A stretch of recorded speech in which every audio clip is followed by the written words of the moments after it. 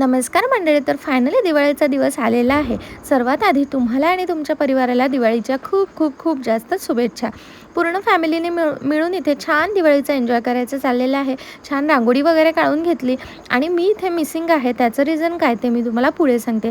त्याआधी माझ्या शॉपमधली पूजा बघून घ्या. पहिल्यांदाच मी शॉपमध्ये पूजा करते आहे, त्यामुळे आईने जसं सांगितलं तशी तशी मी पूजा केली. बाहेर दिवे वगैरे लावून घेतले. आता मला ना रांगोळी वगैरे सुद्धा काढायची होती, पण थोडंसं माझं काम बिनसलं. ते काम मी तुम्हाला सांगते. आधी बघा, छान आतमध्ये सुद्धा दिवे लावून घेतले.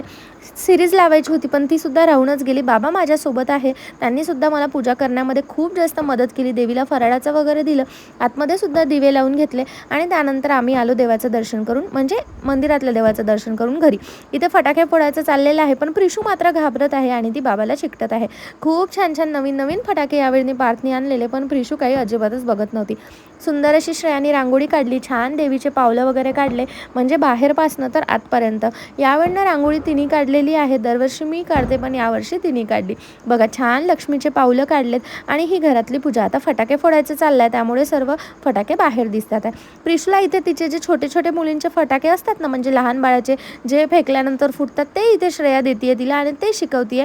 प्रिशू खरंच या ड्रेसमध्ये किती जास्त क्यूट दिसते आहे ना. हा ड्रेस आम्ही सर्वांनी मिळून तिच्यासाठी पसंत केलेला. आमची इच्छा होती की तिला ट्रेडिशनल असाच काहीतरी ड्रेस घालायचा, कारण फ्रॉक वगैरे खूप जास्त कॉमन झालेला आहे आणि ती या ड्रेसमध्ये ना खरंच खूप जास्त छान दिसत होती. प्रिशू फटाके फोडेपर्यंत मावशीचा प्रयत्न काही संपणार नाही आहे, कारण ती प्रत्येक गोष्टीसाठी ना खूपच जास्त एक्सायटेड असते आणि प्रिशू तिला मुलीसारखीच खूप अगदी लाडाची आहे. प्रिशूसुद्धा इथे छान एन्जॉय करत होती, पण फटाक्यांना मात्र ती थोडीशी घाबरत होती. त्यानंतर इथे पार्थने ना यावर्षी नवीन नवीन फटाके आणलेले, म्हणजे अगदी वेगवेगळे फटाके यावेळी आम्हाला बघायला मिळाले. बघा, हा कसला फोम आहे आणि याला ना फटाक्यांची अजिबातच भीती वाटत नाही. आम्हाला सर्वांना खूप जास्त भीती वाटते, पण याला अजिबात भीती वाटत नाही.